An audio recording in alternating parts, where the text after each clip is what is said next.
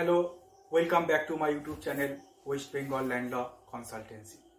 আমাকে এক ভাই প্রশ্ন করেছে যে মৃত কাকার সম্পত্তি কাকা মারা যাওয়ার পর তার ভাইপোরা কি পাবে?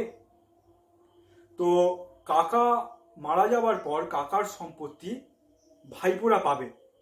শর্ত হচ্ছে একটাই, যে কাকা মারা গেছেন তিনি আনম্যারিড অবস্থায় এবং ইস্যুলেস হতে হবে। কাকাকে এক নাম্বার হচ্ছে ইস্যুলেস হতে হবে, মানে কাকার কোনো সন্তান থাকবে না, এবং অপরদিকে কাকা আনম্যারিড মানে হচ্ছে অবিবাহিত, সেহেতু ইস্যুর কোনো প্রশ্নই আসছে না। ঠিক একইভাবে অপরদিকে যে ভাইপোরা সম্পত্তি ক্লেম করবে বা দাবি করবে, তার যে ভাই এবং দাদা তারা কিন্তু মৃত হতে হবে, যে কেউ থাকবে না। থাকবে কি ভাইপোরা, ভাই আর কেউ নেই, মৃত।